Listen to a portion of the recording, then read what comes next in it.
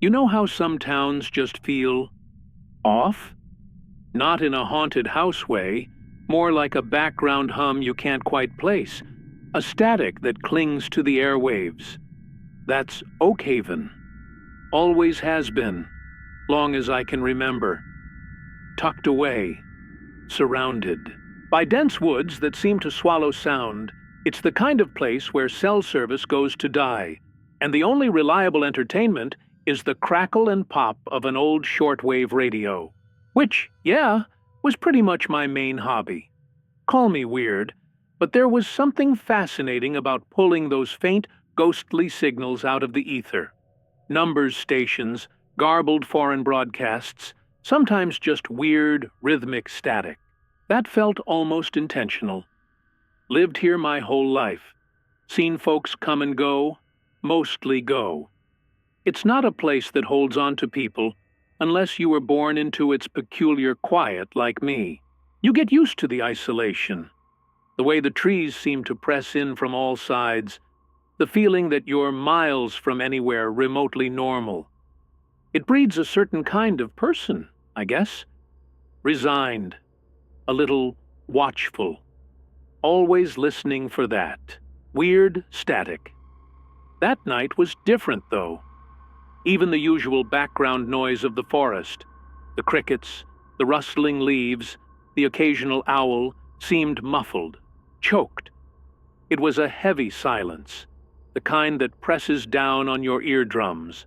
I was fiddling with the dials on my halicrafters, trying to coax something, anything, out of the air besides a low, almost sub-audible thrum that had been tickling the edge of my hearing for an hour or so.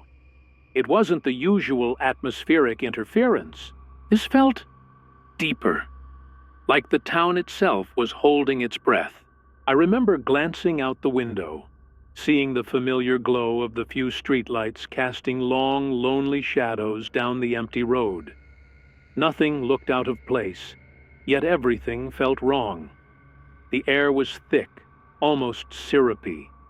I finally locked onto something, but it wasn't a voice, just a series of clicks, precise and rhythmic, like some cosmic metronome. Click, click, click, click, click. It was unsettling, repetitive, burrowing into my brain. I adjusted the tuning slightly, trying to clear it up, but it just persisted. Overlaid with that low, thrumming vibration I could now almost feel in the floorboards. I leaned back on the worn couch, the springs groaning in protest. The reality, show droning on the old CRT television, felt a million miles away, completely disconnected from the palpable tension building in the room, in the town. I kept glancing at the radio, then back at the silent window. The stillness outside was absolute. No cars passed, no dogs barked in the distance. Even the wind seemed to have died completely. It was as if Oakhaven had been put under glass, a snow globe waiting to be shaken. I thought about Ilara, lived a few streets over. We were the town's resident weirdos, I suppose. Both grew up here, both felt that same offness. We'd often swap theories about the radio static, the weird disappearances people whispered about. Sometimes, the feeling of being watched by the woods. Should probably text her, see if she was picking up this weird clicking too. Just as I reached for my phone, lying face down on the coffee table amongst empty soda cans and chip bags, the clicking stopped. Abruptly. The silence that followed was even heavier, more charged than before. It wasn't relief I felt, but a spike of pure, unadulterated dread. My hand hovered over the phone. Why was I hesitating? It was just radio interference, right? Happened all the time in Oakhaven. But this felt structured, intentional. And that thrumming, it was getting stronger, a vibration resonating deep in my chest now. I remember looking around my small living room, cluttered with books and old electronics parts. Familiar, safe.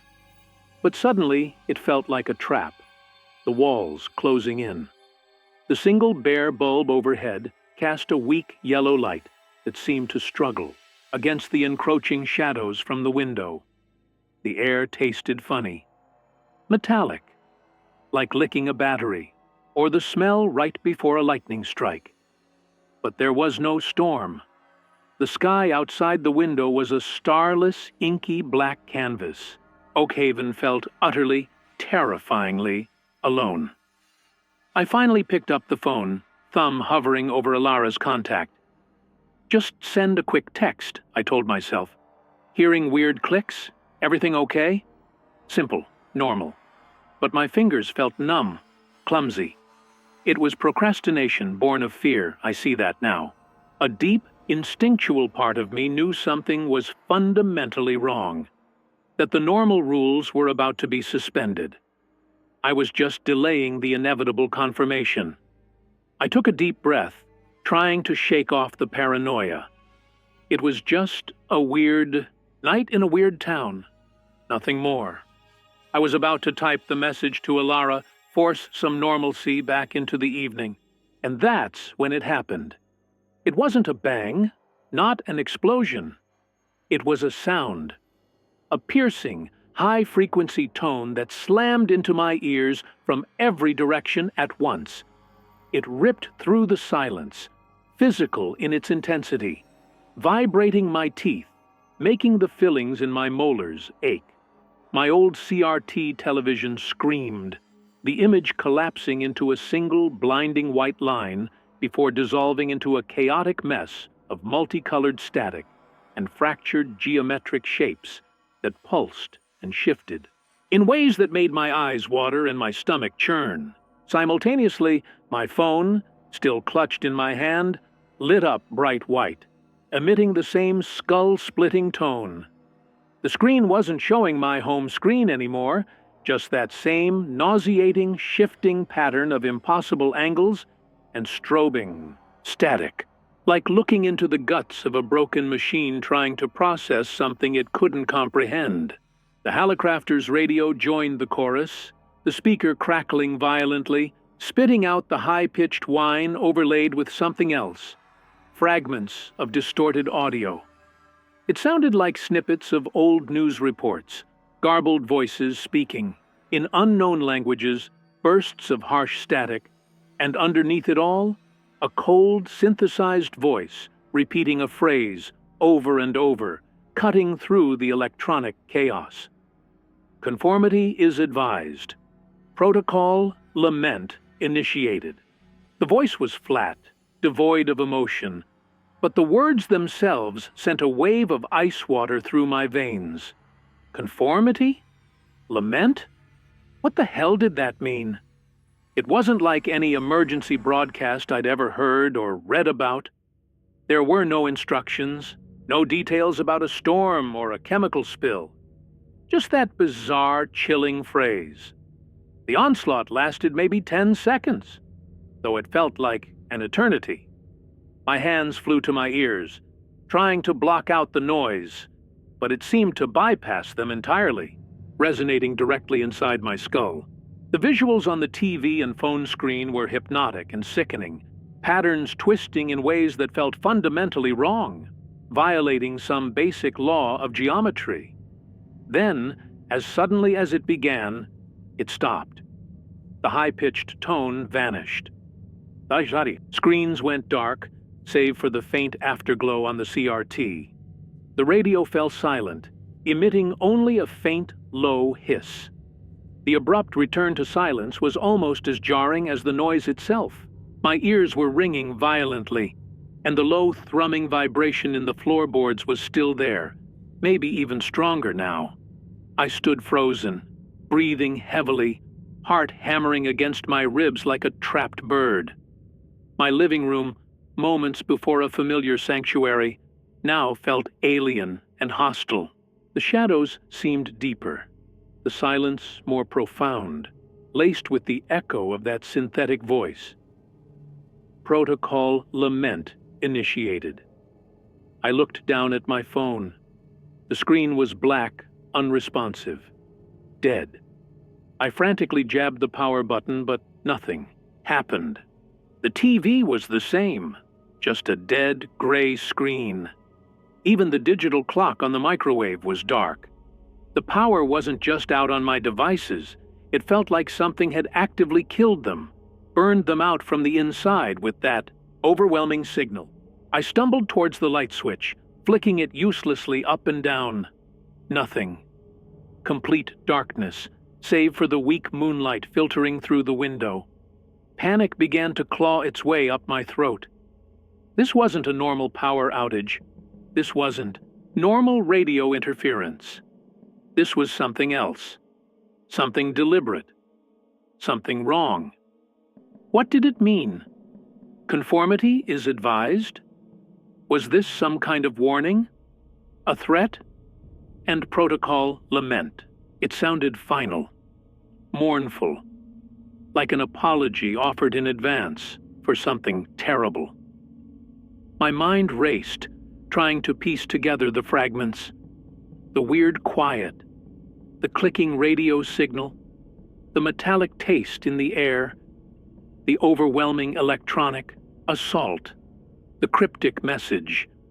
None of it made sense, but it all pointed towards something far beyond a simple technical malfunction or a natural disaster. I felt exposed, vulnerable. The silence outside the house was no longer peaceful. It felt predatory, watchful. The darkness wasn't empty. It felt like it was hiding something, waiting. The thrumming vibration continued, a constant, low-frequency reminder that whatever had happened wasn't over. It felt like the town itself was a giant machine, humming, with a terrible, unseen energy. I needed to talk to Ilara, needed to know if she'd experienced the same thing, if she knew anything, but my phone was dead. Her landline, if she even still had one, would likely be dead too with the power out. I crept towards the window, peering cautiously through a gap in the blinds. The streetlights were out, plunging Oak Haven into near total darkness. The familiar shapes of houses across the street were just vague silhouettes against the slightly less black sky. Nothing moved. For a moment, I almost convinced myself I'd imagined it, or that it was some localized EMP, a freak occurrence. Maybe Ilara's power was still on. Maybe this was all just weird Oak Haven being weird. But the synthetic voice echoed in my mind. Protocol lament initiated. An apology, a protocol. That implied order, planning. And lament, regret for what was about to happen. Or what was already happening. The dread solidified in my gut, cold and heavy. Whatever this was, it wasn't random. And it wasn't over. The protocol had been initiated. The lament was just beginning. My first instinct, after the initial shock subsided, was Ilara. I had to know if she was okay, if she'd seen or heard the same thing. My phone was a brick, useless. I scrambled through my junk drawer, fingers fumbling in the near darkness, finally locating an old battery-powered walkie-talkie set we'd bought years ago for hiking trips in the surrounding woods. Hopeless, probably, but I had to try. I switched it on, the speaker hissing with static far louder than usual. Ilara! Ilara! Can you hear me? Corvus here. Over. Silence, then a burst of static so harsh it made me flinch. Through the noise, I thought I heard her voice, thin and panicked. Vus? Terrible. The signal. Everywhere. Another wave of static drowned her out, louder this time, sounding almost angry. Ilara, what signal? What's happening? More static, then a broken fragment. Gray. Outside. Symbols. The connection died with a final definitive crackle, leaving only the oppressive hiss and the low thrumming that seemed to be getting louder, vibrating up through my feet. Gray? Symbols? What the hell was she talking about? That smell hit me. Again. Stronger now. Ozone and something else. Something faintly metallic, like old blood, mixed with a cloying, artificial sweetness that made my stomach roil. It wasn't coming from inside the house. I crept back to the window, my breath misting, the cold glass, and I saw them. Figures. Moving down the street with an unnerving, synchronized gait. They weren't soldiers, not like any I'd ever seen. They wore bulky, seamless gray coveralls that seemed to absorb the faint moonlight, their heads encased in smooth, opaque visors that reflected nothing. No insignia, no features, just smooth gray anonymity. They moved almost like marionettes, limbs swinging with perfect, unnatural uniformity. There were maybe half a dozen of them, fanning out, stopping at certain houses. One stopped directly across the street. It raised a hand, not holding a weapon, but some kind of device that emitted a faint, pale green light. It pressed the device against my neighbor Mrs. Gable's front door, leaving behind a glowing symbol, a complex, interlocking geometric shape that pulsed softly in the darkness. Then, with that same fluid, synchronized movement, it turned and continued down the street, joining the others as they marked other doors. Mine remained untouched. For now, as I watched, heart pounding, one of the figures near the edge of my vision seemed to stutter. For a fraction of a second, its form blurred, like bad TV reception, edges momentarily indistinct, before snapping back into focus. I blinked, shaking my head. Had I imagined that? Was the stress getting to me? But the image lingered, a brief, terrifying glimpse of something not quite solid, not quite real. My pocket vibrated. Not my dead phone, the walkie-talkie clipped, to my belt. I fumbled for it, hitting the receive button. It was Ilara's voice again, choked with static and terror. Barely a whisper. Inside. Corvus. They're inside the houses. The marked ones. I can hear screaming. Oh God, the sounds. The transmission cut out again, replaced by a high-pitched squeal that quickly faded. That was it. No more replies. Just silence. From her end. The power grid going down hadn't been an accident. The figures marking doors, Ilara's terror. It was all connected. They were targeting specific houses. But why? And what was happening inside? The screaming and the sounds she mentioned echoed in my mind, conjuring images I desperately tried to push away. Then I heard it, closer this time, scratching. Not frantic, like an animal, but slow, deliberate, metallic scraping sounds coming from my own front door. Scrap. Pause. Scrap. My blood ran cold. Were they marking my door now? Or trying to get in? I backed away, tripping over an ottoman in the darkness, landing hard on the floor.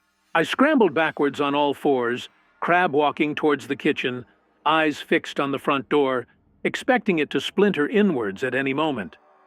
The scratching stopped. Silence returned, amplifying the thrumming vibration and the frantic thudding of my own heart. I stayed frozen on the kitchen floor, listening, straining my ears. Nothing. Had they moved on? Or were they just waiting? The tower. The old fire watch tower on Miller's Ridge, just outside town. That was our emergency spot. A stupid pact we'd made as kids if anything truly insane ever happened in Oakhaven. It felt ridiculous now, childish, but it was the only plan I had. Ilara would know to go there, if she could. If she could. The chi thought sent another jolt of fear through me. I had to get out. Now. Forget the front door. Back door. I grabbed a heavy flashlight from a hook by the fridge and the largest kitchen knife I owned. Pathetic, I knew, but better than nothing. My hands were shaking so badly I could barely work the deadbolt on the back door. It finally clicked open, revealing the pitch-black backyard. The run to the tower was a nightmare blur. The air itself felt wrong, thick and heavy. Shadows stretched and writhed in my peripheral vision, taking on impossible shapes that vanished when I looked directly at them. Trees seemed to bend at unnatural angles, the familiar path through the woods twisting in ways I didn't recognize. Twice, I caught glimpses of movement out of the corner of my eye. Something vast and dark shifting between the trees, far too large to be real. But when I spun around, flashlight beam cutting through the darkness, there was nothing but the silent woods. Was I hallucinating? Or was the world itself starting to unravel? The thrumming was inside my head now, a constant pressure behind my eyes. The metallic ozone smell was overpowering, making me gag. I stumbled, falling, scraping my hands on rocks, but forced myself up, driven by pure animal terror. Ilara. The tower. When I finally broke through the tree line onto the ridge, gasping for breath, the tower loomed ahead, a dark, skeletal finger against the marginally less black sky. Relief washed over me, quickly followed by a fresh wave of dread. The clearing around the tower wasn't empty. Near the base, half buried in the dirt and pine needles, was a phone. Screen shattered, casing cracked. Ilara's phone, and next to it, a patch of ground glistened wetly in my flashlight beam. Not blood, something else. A thick, iridescent goo, like oil spilled on water, shimmering with colors that seemed unnatural. Wrong, it pulsed faintly, and the air around it hummed with that same low vibration. She'd been here. Something had happened to her here. Then the sounds started again, not scratching this time, but a wet, tearing, clicking cacophony echoing up from the woods below, closer than before. Click, chitter, tear. Slurp. Click. It sounded like 1,000 insects chewing through wet meat, accompanied by a low, guttural gurgling. The very air around the tower began to shimmer, like heat haze, reality itself seeming to ripple and warp around the approaching source of the noise. My eyes darted towards the town below. In the distance, beyond Oakhaven's edge, I saw lights, not the soft glow of houses, but the harsh, focused beams of military vehicles forming a distinct perimeter. Black APCs, larger trucks, soldiers in dark gear, different from the gray figures, setting up what looked like a containment line. They weren't here to help Oakhaven. They were here to keep whatever was in Oakhaven from getting out. The cacophony from the woods grew louder, closer. The ground vibrated more intensely. I gripped my pathetic kitchen knife, flashlight beam trembling. Through the warping air at the edge of the trees, something began to emerge. Not the gray figures. Something else, something vast, amorphous, a shifting mass of pure blackness that seemed to drink the faint moonlight, studded with limbs that bent at impossible angles, claws that scraped against the rock, and too many eyes that reflected my flashlight beam, with cold, alien intelligence. It wasn't a creature. It was a tear in reality, filled with writhing, impossible geometry and predatory hunger. The gray figures appeared near it, firing beams of crackling energy from their devices, but the beams splashed harmlessly against the shifting darkness, absorbed without effect. They were trying, and failing, to contain it. This was the lament. There was no fighting that. My mind screamed it, a primal instinct overriding everything else. The gray figures, whatever they were being ignored or absorbed by the shifting, light-devouring mass rising from the woods. Their energy weapons were useless, like throwing pebbles at a tsunami. The thing, I couldn't even call it a creature, pulsed, and the very air around it buckled. The cacophony of clicks and wet tearing sounds intensified, directed now towards the failing figures, towards the tower, towards me. Survival instinct kicked in, raw and absolute. Forget Alara, forget Oakhaven, forget everything except the distant lights of the military perimeter. That was the only way out. I turned and ran, stumbling down the rocky slope of the ridge, away from the tower, away from the iridescent goo and the impossible horror unfolding behind me. My lungs burned, legs screaming in protest, but I didn't slow down. Branches whipped at my face, roots threatened to trip me in the darkness. Behind me, a sound unlike anything I'd ever heard tore through the night. A shriek that was simultaneously 1,000 voices and a single, mind-shattering frequency, followed by the crunching, tearing sounds getting louder. It was gaining. Ahead, the military lights grew brighter. I could see the shapes of APCs now, soldiers in full black tactical gear, weapons raised, not towards the town, but outwards, forming a solid line. They weren't looking back at Oakhaven. They were ensuring nothing left it. I burst from the tree, line, waving my arms frantically, tripping, falling, scrambling back up. "Help! Please! Over here!" A soldier spotted me, rifle snapping up, pointing directly at my chest. "Hold it! Down on the ground, now!" Another soldier, clearly an officer, or spec ops from his gear, grabbed the first one's barrel, pushing it down slightly. He looked past me, towards the advancing darkness and the impossible sounds echoing from the ridge. His eyes widened almost imperceptibly behind his night vision goggles. He glanced back at me, assessing my civilian clothes, my terror. For a heart-stopping second, I thought he'd leave me. Then he barked an order into his radio, unintelligible static, before grabbing my arm with bruising force. "Move! Get in the APC! Now!" He practically threw me towards the open rear hatch of the nearest armored personnel carrier. I scrambled inside, collapsing onto the cold metal floor amongst other soldiers, their faces grim and unreadable in the dim red interior light. They didn't look at me. Their eyes were fixed forward, weapons held ready. The officer slammed the IBE heavy hatch shut, the mechanism locking with a heavy final thunk. "Seal it!" he yelled towards the driver. "Get us out! Go, go, go!" The APC lurched forward, engine roaring, throwing me against the bulkhead. Through the thick, narrow viewport in the rear hatch, I looked back. Oakhaven, my home. What I saw wasn't fire anymore. In the absolute center of the town, where the main street crossed the square, something was activating.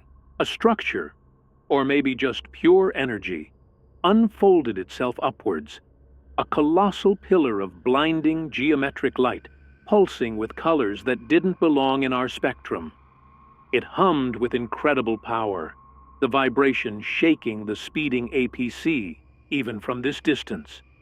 Then, the pillar intensified, expanding outwards in a silent, devastating wave.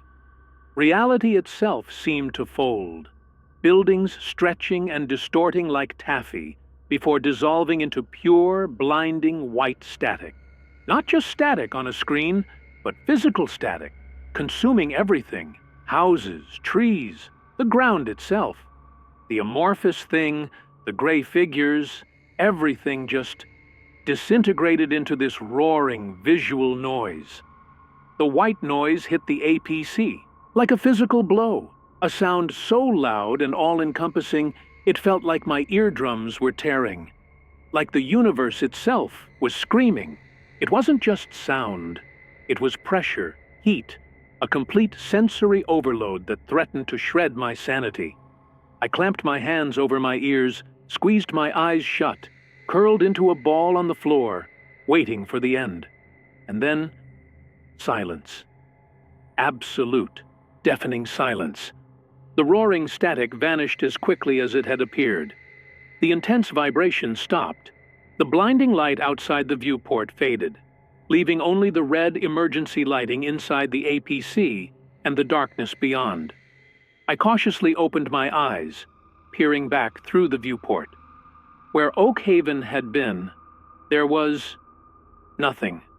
Just flat, scorched earth, glowing faintly under a sky that was slowly, unnaturally clearing, revealing stars that seemed too bright, too cold. The lament was complete.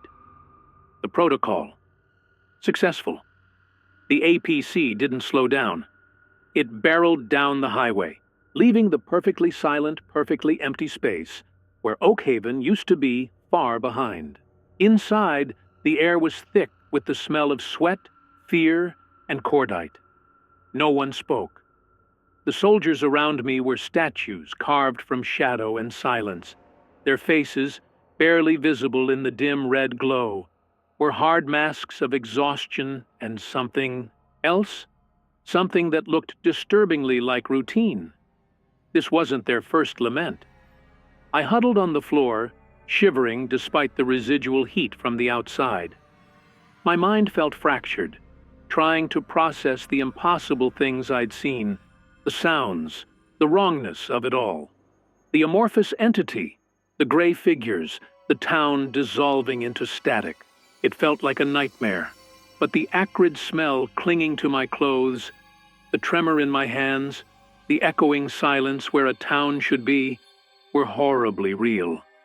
Elara, her terrified voice crackling over the walkie, the crushed phone, the iridescent goo. Gone. Just like everything else. Erased.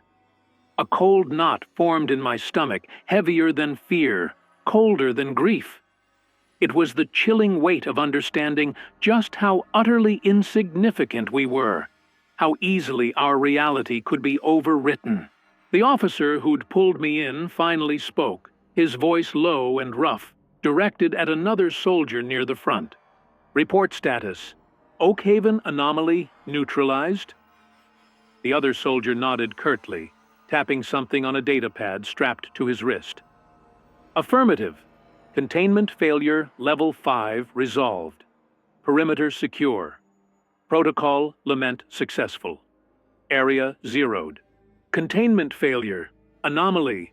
Protocol lament zeroed. Clinical terms for the utter annihilation of my entire world. They hadn't been fighting a monster. They'd been cleaning up a mess, sterilizing an outbreak. And the apology had been for the collateral damage. Us. I wanted to scream, to rage, to demand answers. But I was paralyzed. A specimen collected. From the wreckage, a loose end. My feigned identity as a lost soldier evaporated. They knew what I was. A civilian who had seen too much. What happened now? Would they zero me too? The APC rumbled on into the night. Outside, the landscape began to look normal again. Trees, fields, the occasional distant farmhouse light, blissfully unaware of the void left behind miles back. It felt obscene, this normalcy juxtaposed with the cosmic horror I'd just witnessed. No one looked at me. No one offered comfort, or water, or questions. I was just cargo now, a piece of evidence from a successfully concluded operation. I pulled my knees to my chest, wrapping my arms around them, trying to stop shaking. The silence stretched, broken only by the drone of the engine and the occasional crackle from the radio, reporting other units confirming the perimeter held. Where were they taking me? What would they do with me? The questions echoed in the hollow. Space where my life used to be. I had survived Oakhaven's lament, escaped the anomaly, but I had a terrifying feeling that my ordeal was far from over. The world outside the APC felt vast and alien now, full of unseen protocols and horrors lurking, just beyond the veil of static. And I was utterly, terrifyingly alone in the silence,